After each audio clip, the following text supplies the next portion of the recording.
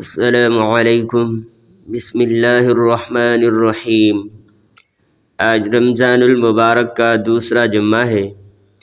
نبی کریم صلی اللہ علیہ وسلم نے فرمایا جو رمضان المبارک کے اندر ایک جمعہ نماز ادا کرتا ہے تو اس کو 70 جمعہ نماز ادا کرنے کا ثواب ملتا ہے۔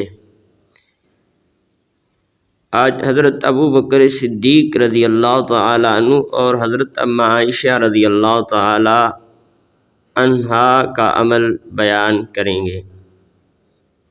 حضرت ابو بکر صدیق رضی اللہ تعالی عنہ کا مستقل معمول تھا کہ گرمی کی موسم میں روزے رکھتے تھے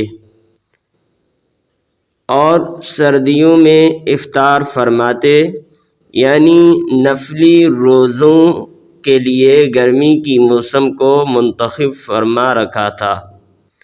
حضرت ام عائشہ صدیقہ رضی اللہ تعالی عنہا کا بھی سخت گرمیوں میں روزے رکھنے کا معمول تھا، حتیٰ کہ سفر میں جب گرم لو کے آپ کو ایذا پہنچا رہی ہوتی تھی تو آپ روزے کی حالت میں ہوتی تھی۔